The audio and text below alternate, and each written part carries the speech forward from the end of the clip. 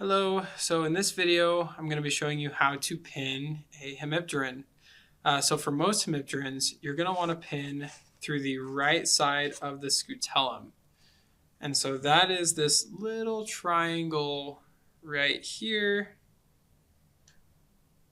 that's in between those wings. And then you want to end up down here next to the second pair of legs. So with this larger one, we'll just go ahead and go for it. Right here, that's right through that right side. Maybe a little close to the center. Oh, and looks like part of the antenna broke off. That's okay, that happens. We'll just remove that. And so we're gonna set this pin that. And that is pretty good. So you can see, let's see, I'll push the pin a little further. The pin ended up right next to this second leg here, all the way through. It's nice and flat up at the top. And we're gonna push it up so that there's just enough space for your fingers and not much else. So it's pretty high up on the pin, but not so high. We'll push it down like that. We'll move this one for just a sec. And then we will position the legs. Now this one has really large legs, which is super cool. And they are a little stiff because this guy has been frozen for a while. But we got those mobilized. And so this one being so large, it's actually a little awkward. But I think because we want to see the characters and the spikes and stuff on the legs, I would try to do something like this.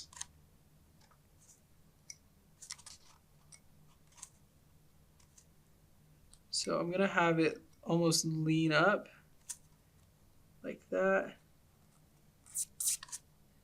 Something like that.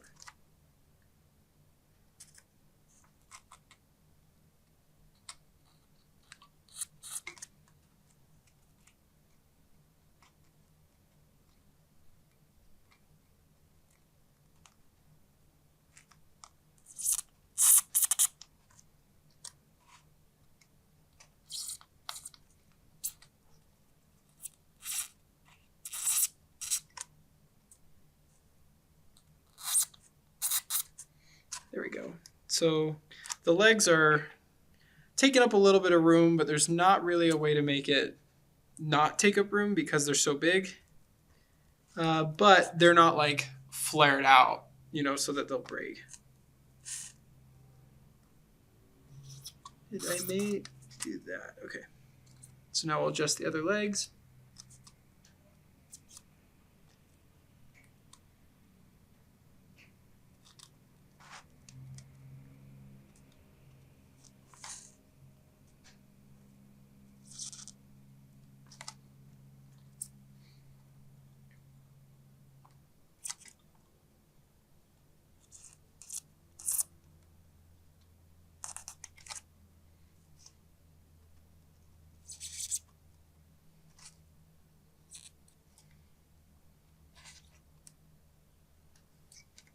Let's see, I'm going to use my forceps to try.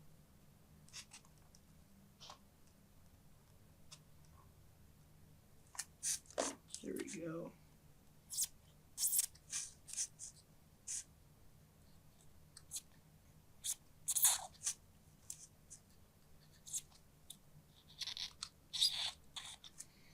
Let me give that one a break for a sec.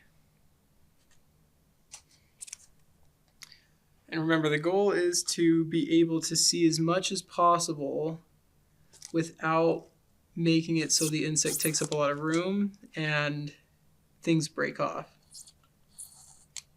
So that's kind of the goal here. This, I'm going to pull these tarsi forward.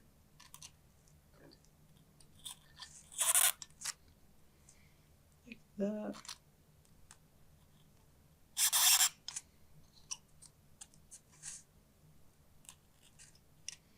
And then these antennae are a little damaged, but we still want to preserve what we've got. And so we will put those back over the body the best we can.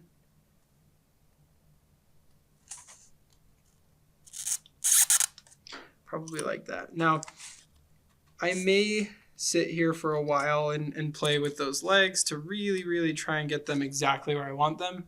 But this is fine. It's doing its purpose, and it's not gonna cause any damage or anything. So now with the smaller hemipteran, we're gonna do the same thing. Flip it over, find the scutellum, go right through the right side, make sure that the insect is flat, which it is. Push it all the way through, leaving just enough space for your fingers. And now we'll worry about the legs again.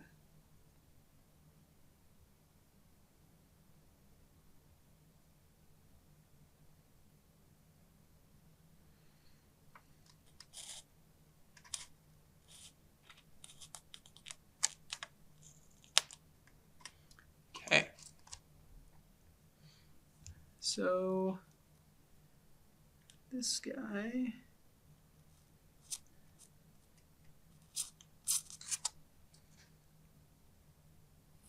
maybe we'll leave those like that on this one.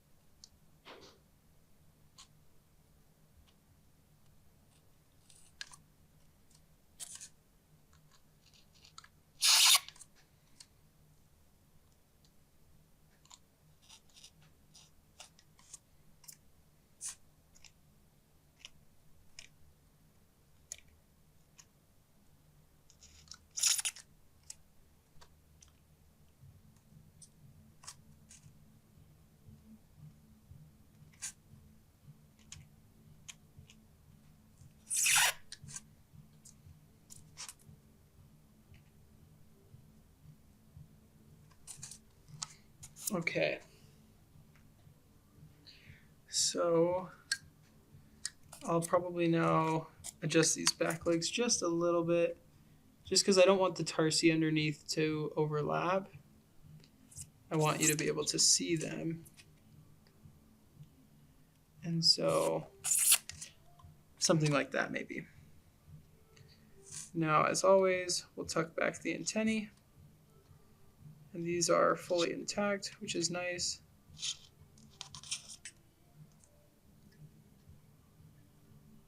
If you've got existing pins, you can always use those for leverage. Like that.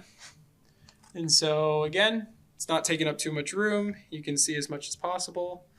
And that's how you'll pin a hemipteran. And so here I've got some examples. This is a much larger hemipteran.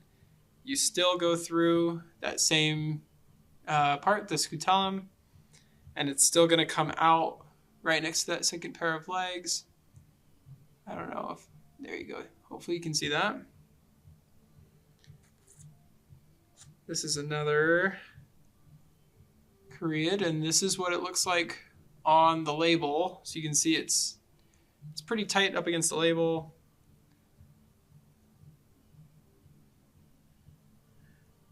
And let's see, one more. It's a cicada. Same thing, you just go through the right side, comes out right next to the legs. This is a pretty big bug, but we took up the least amount of space possible, and so that's good.